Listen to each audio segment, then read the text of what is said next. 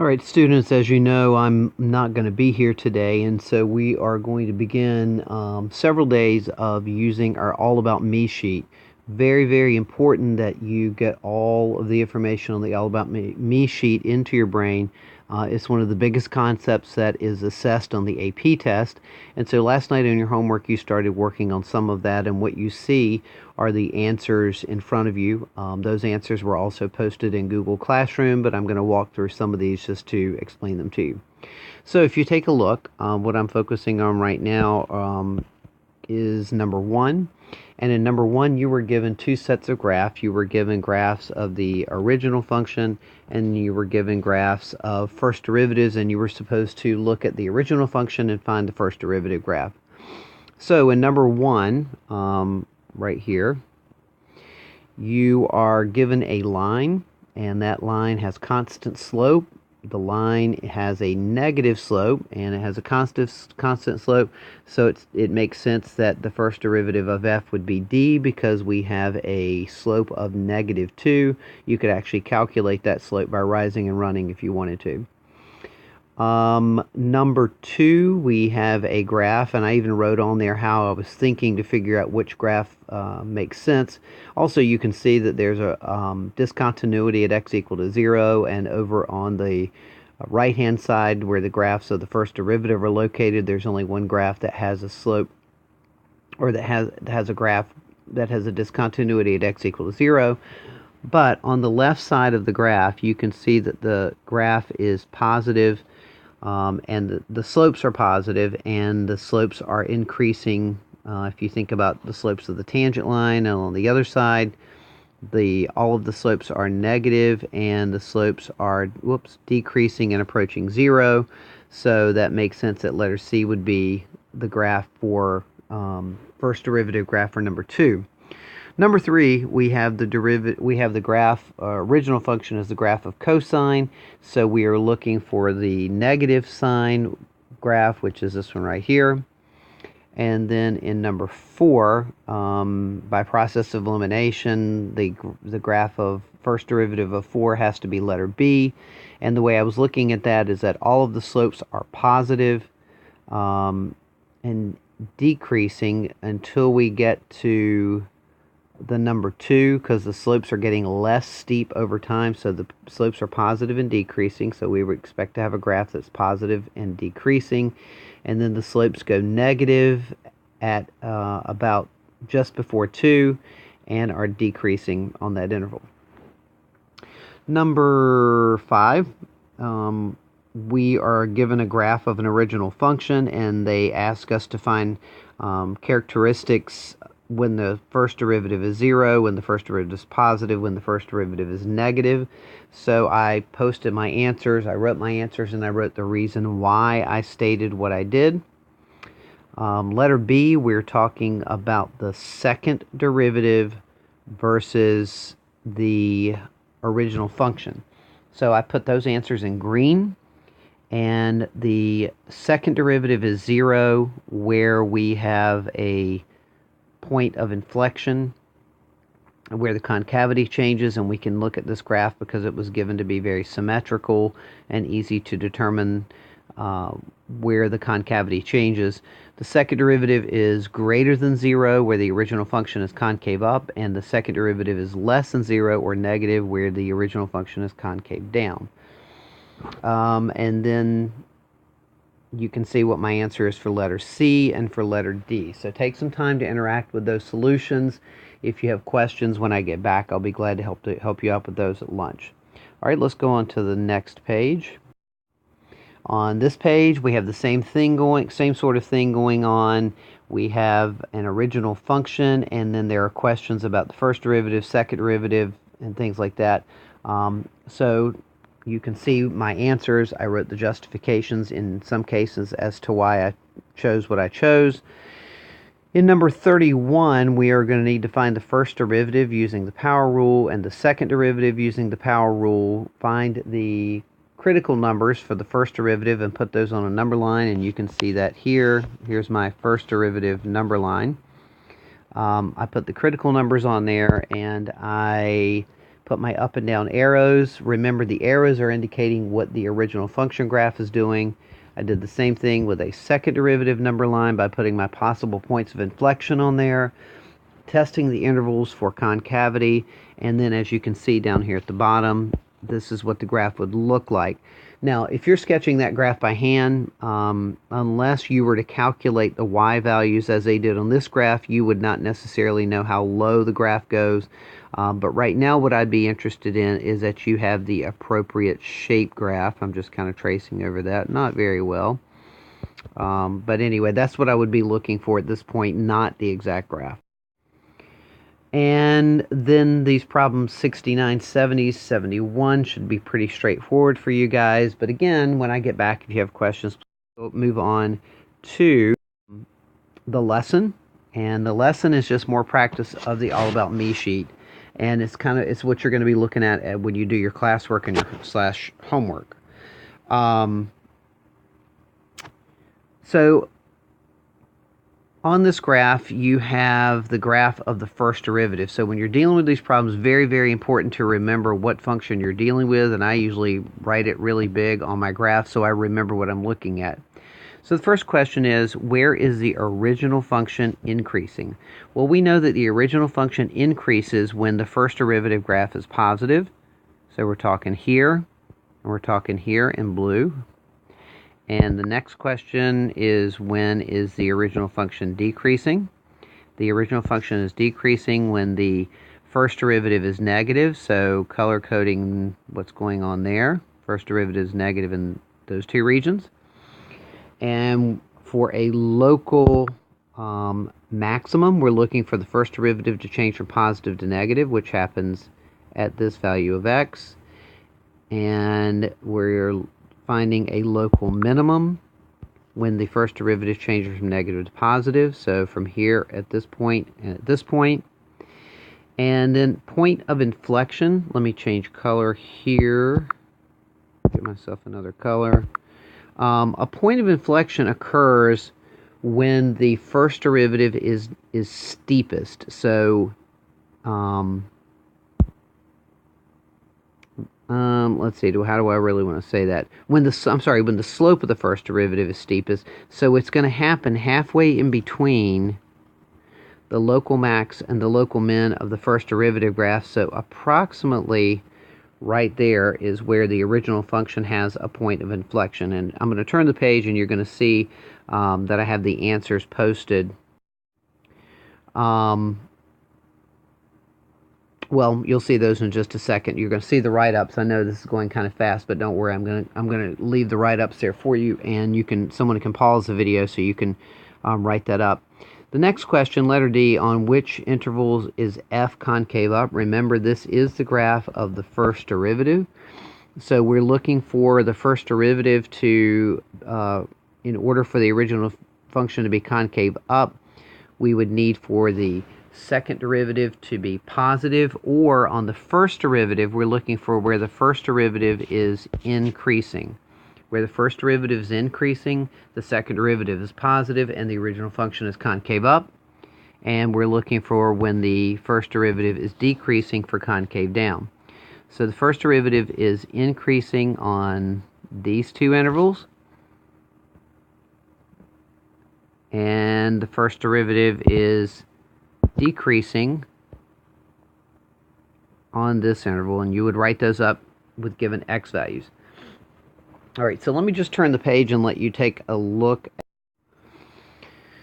So as I said before, a key to success, you may only justify your answer with the function that you are given. What do I mean by that? Well, you're given, again, a first derivative graph. So all of your justifications should be supported by first derivative. So in letter A, you can see that I've written up my increasing and decreasing intervals.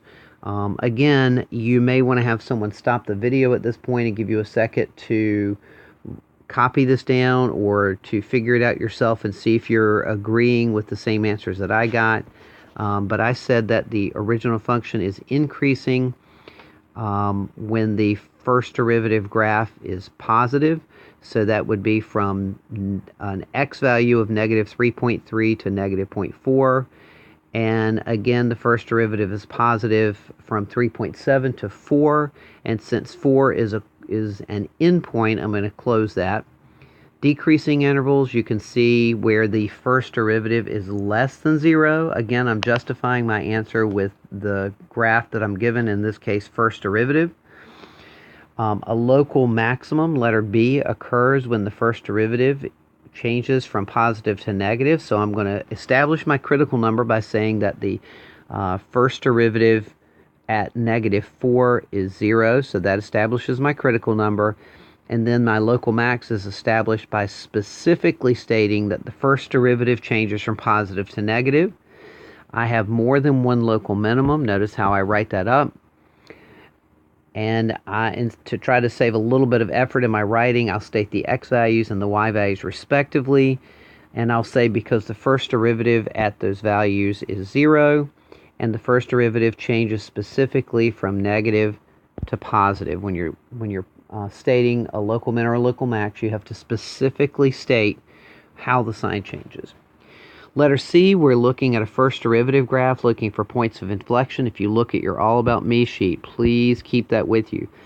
Points of inflection occur when the first derivative has either a local max or a local minimum.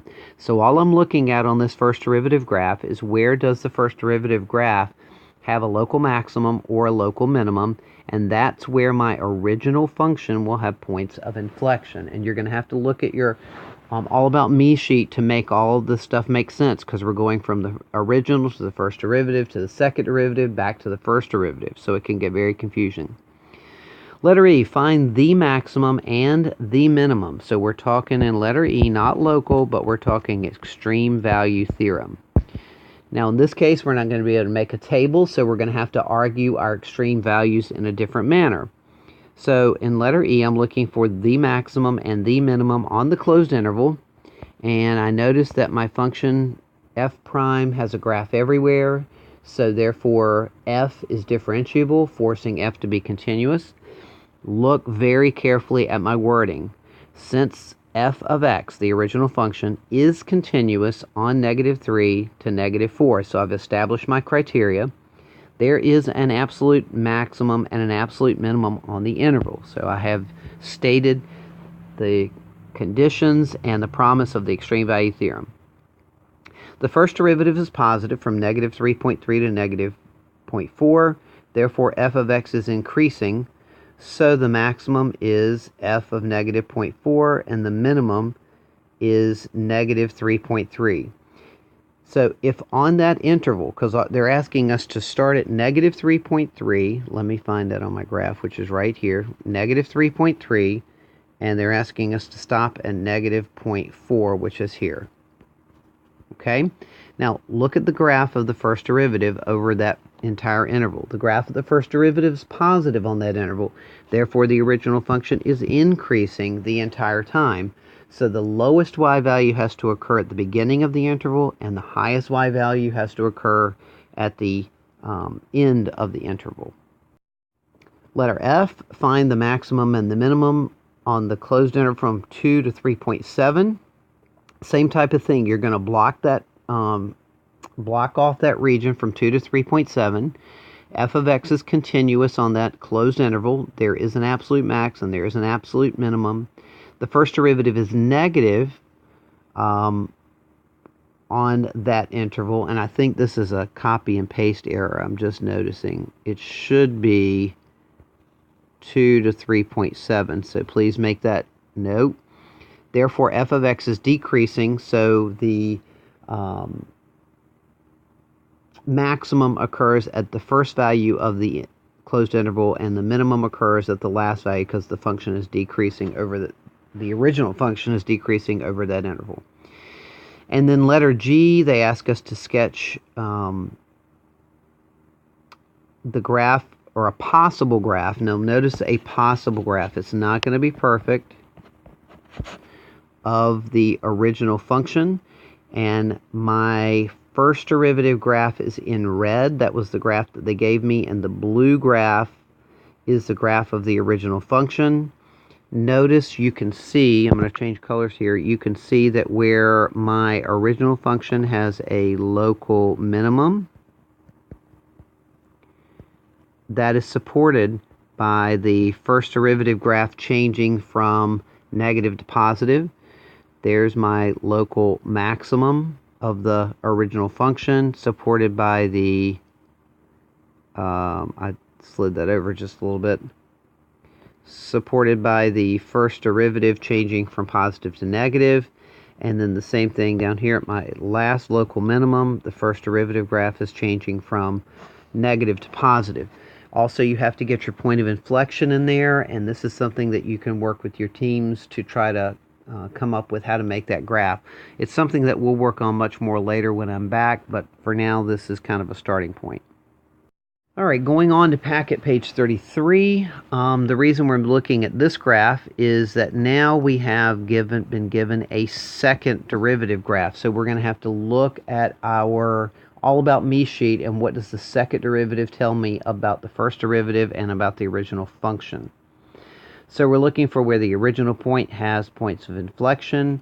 We're looking to rank these numbers. We'll talk about that in just a second. So let's go ahead and go to those with you. Again, you can stop the video if need be for you to copy and to think through this. So where is the original function g concave down? And an original function is concave down when the second derivative is less than 0.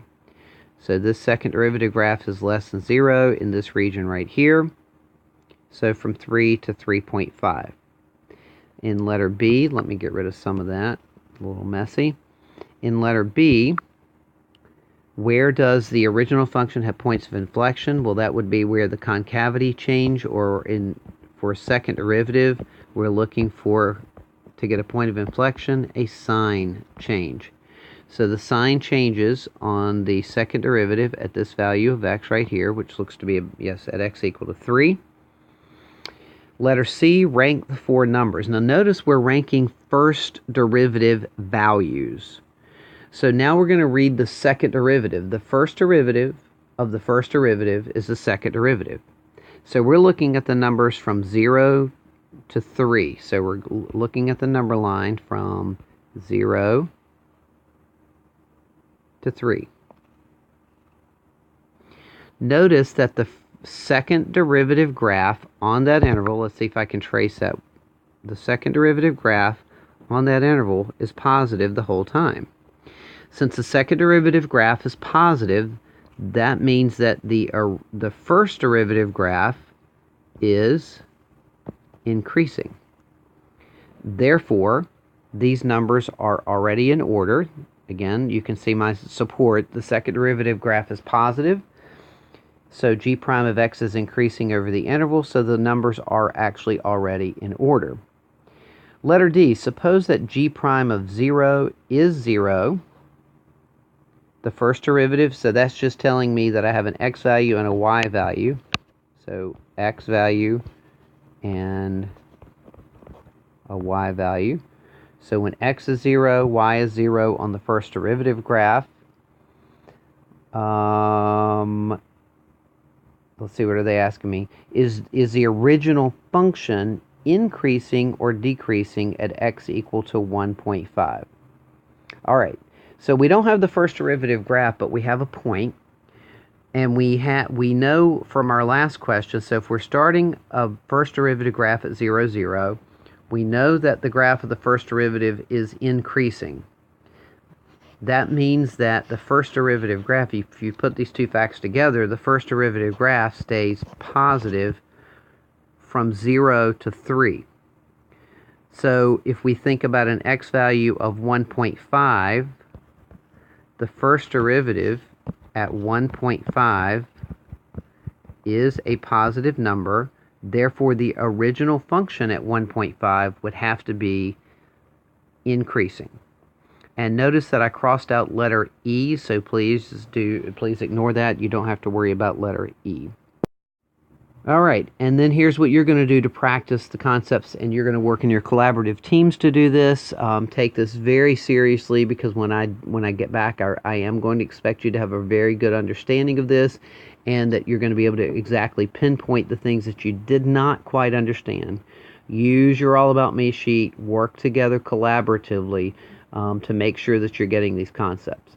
Now, your homework tonight is to complete pages 31 and 32.